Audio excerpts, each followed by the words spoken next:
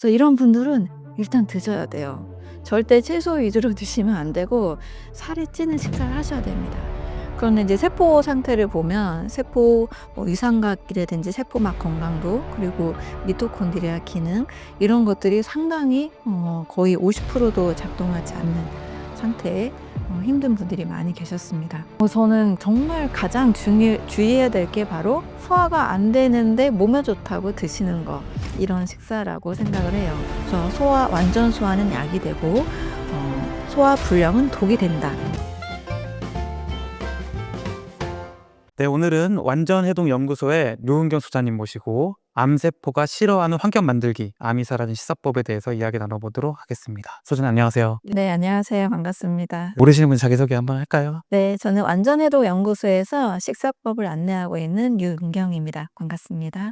이제 많은 암 환자들이 궁금해하는 게 어떻게 내 몸에 암을 사라지게 할까?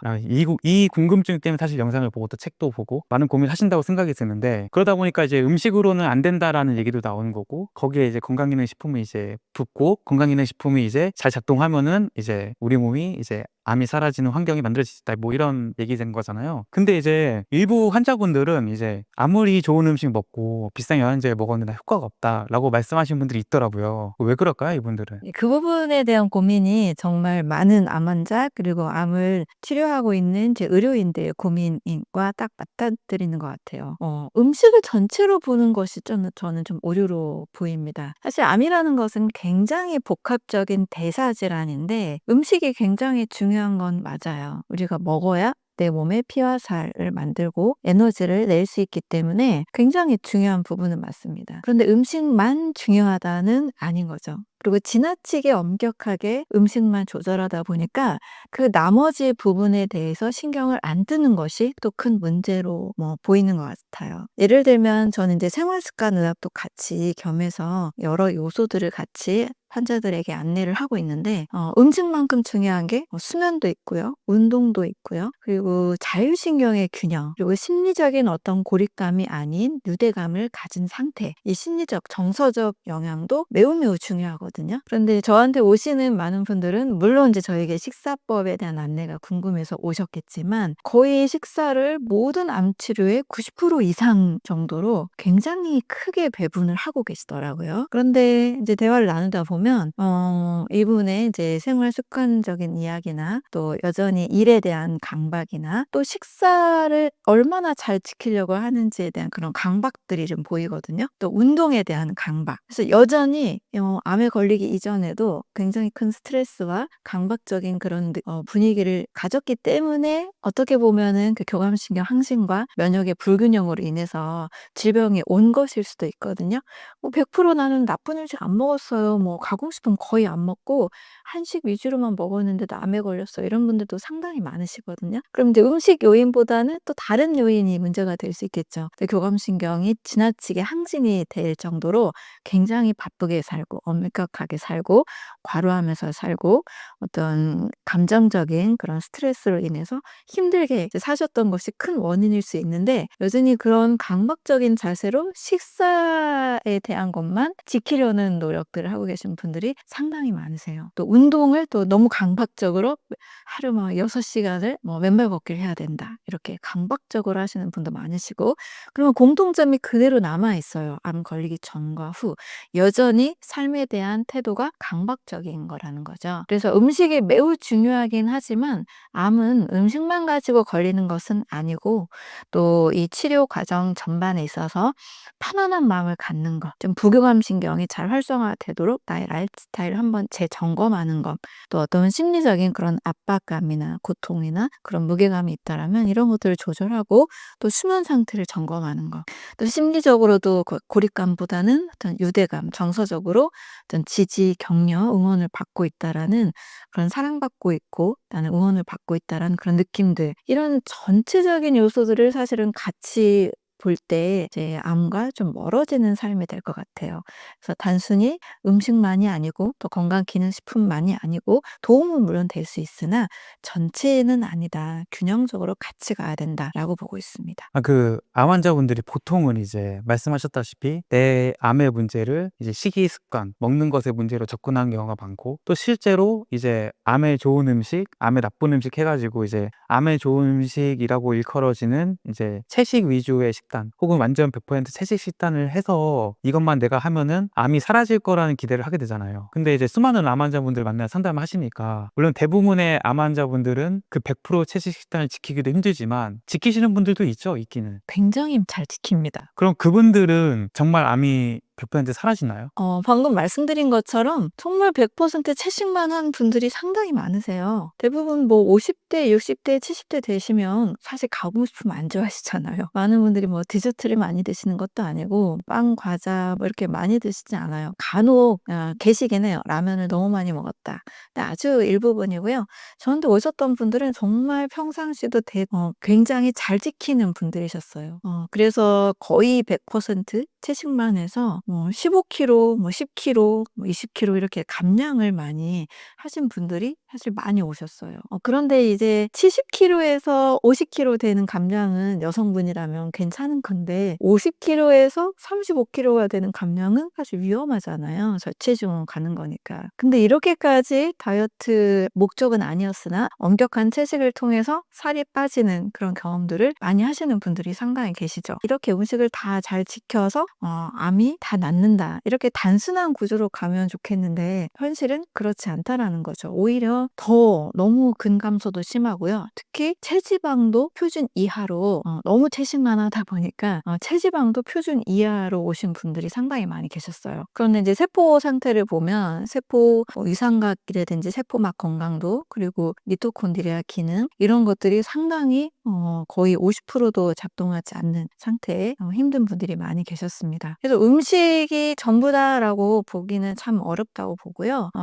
제가 음식을 잘 안 지켜서 이제 암이 이제 심해진 분들만 만났으면은 음식이 너무 중요합니다라고 할 텐데 너무 잘 지킨 분들이 오히려 또 재발이 되기도 하고 또 그분들이 또 하시는 말씀이 스트레스가 최근에 더 심해졌다 이런 얘기도 하시고 나의 어떤 심리적인 부분에서 계속 불안함, 또 두려움, 재발 전이에 대한 실제로 재발 전에도 많이 경험하셨고 그리고 알아도 스트레스를 어떻게 해결할 수 있나요? 방법이 없어요. 이런 분들도 사실 많으시죠. 그래서 음식을 이렇게 철저히 잘 지키는 만큼 내 스트레스를 없애기 위해서 마음 공부라는 표현을 많이 하죠. 그 마음 공부를 하는 것도 정말 중요하다고. 내가 찾으면 길이 있으니까 저는 꼭 본인이 그 동기를 가지고 꼭 찾으시라고 말씀을 드리긴 합니다. 저도 뭐 여러 방법들을 안내할 수 있지만 사실 마음을 바꾼다는 건 음식을 바꾸는 것보다 더 어려운 것 같아요. 그래서 스스로 동기를 가지셔야 되는데 음식보다 어떻게 보면 마음을 통한 그런 자율신경의 균형,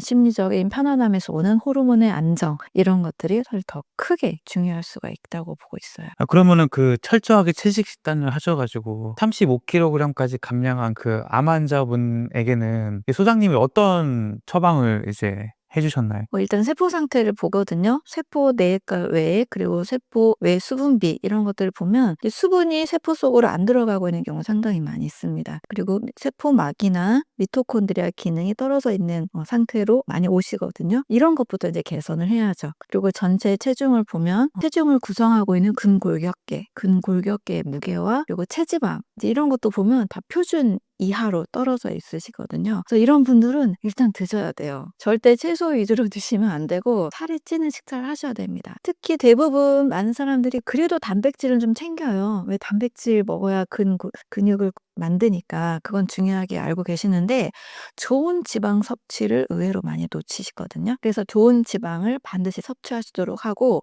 너무 막 그 녹즙만 드셔서 그렇게 빠진 분들이 많으시더라고요. 공통적으로. 녹즙을 하루에 막 7, 8잔, 10잔씩. 근데 그거를 같이 드셔야 되는데 그건 위주로 드신 거죠. 그래서 이런 분들은 한식 식사 본인이 좋아하는 음식들 잘 드시면서 때로는 단백질도 계란이나 생선이나 뭐 이런 흰색 고기 같은 것도 좀 저는 드시도록 안내를 합니다. 일단 살이 쪄야 돼요.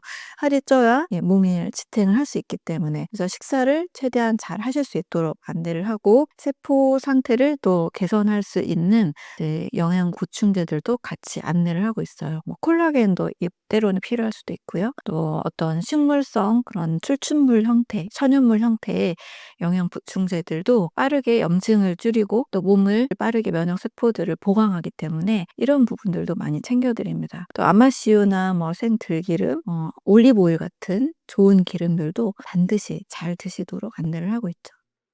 그러니까 이제 좋은 단백질이라고 하면은 이제 고기를 제외한 뭐 콩, 두부 뭐 이런 걸 말씀하시는 건지도 궁금하고, 좋은 지방이라고 하는 거는 뭐 방금 말씀하셨지만 뭐 아마씨유라든지 뭐 올리브유라든지 아니면 혹은 뭐 아보카도 같은 뭐 그런 걸 말씀하시는 걸까요? 네, 그렇죠. 좋은 단백질은 일단 1순위로는 노폐물이 적은 단백질이 중요합니다. 암이라는 것은 어떤 림프 흐름의 정체 또 독소 상태에서 염증이 심해져서 암이 된 거잖아요. 그래서 가장 첫 번째로 모든 식사 중에 염증이 줄어드는 식사를 해야 돼요. 그럼 염증을 많이 유발하는 식사는 간에서 신장에서 또 무리가 가고 몸에 노폐물이 남기 때문에 주의할 필요가 있죠. 그래서 가장 염증이 적은 단백질이라고 한다면 1순위로는 식물성 단백질이죠. 콩이라든지 두부라든지 낫또라든지 된장에 발효된 청국장가루 같은 발효된 단백질이 더 소화가 좋기 때문에 일단 콩이라도 그냥 콩을 막 드시기보다는 최대한 소화가 잘 되는 형태로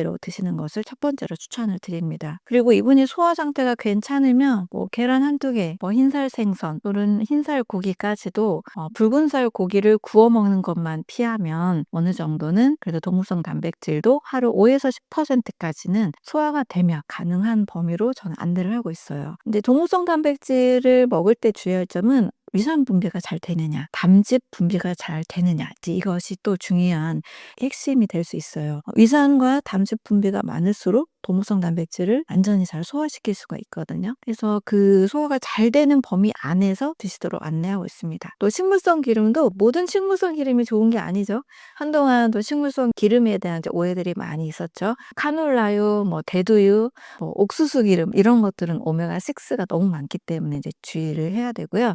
오메가3가 많은 기름, 불포화 지방산, 필수 지방이 많은 기름, 올리브 오일, 아보카도 오일, 현미유, 코코넛 오일, 들기름, 아마씨유. 특히 아마씨유 같은 경우는 염증을 또 완화하는 그런 특징들이 굉장히 많이 있어서 암 환자분들이 굉장히 좋고 안전한 기름을 알려져 있죠. 그래서 이런 기름 섭취들을 일단은 음식과 함께 잘 흡수시킬 수 있도록 드시는 방법, 이런 조리법들이 중요하고 너무 불에 가열하지 않아서 가열하지 않고 산화제 되지 않은 상태로 드시는 거 이런 것들이 이제 중요하겠죠. 이제 암 환자분들이 대부분 이제 암에 좋다라는 것을 많이 먹으려 노력을 많이 하시잖아요. 그러다 보니까 내가 좀 이 음식을 먹고 나서 약간 좀 속이 불편하거나 소화가 잘 안 되더라도 이게 좋다고 하니까 이제 억지로 먹는 경우들이 있잖아요. 근데 그런 경우는 괜찮을까요? 저는 정말 가장 주의해야 될 게 바로 소화가 안 되는데 몸에 좋다고 드시는 거, 이런 식사라고 생각을 해요. 왜냐하면 제가 이제 완전 소화를 되게 강조하잖아요. 우리 몸의 세포는 세포 배양액 상태에서 보면 50종 이상의 영양소가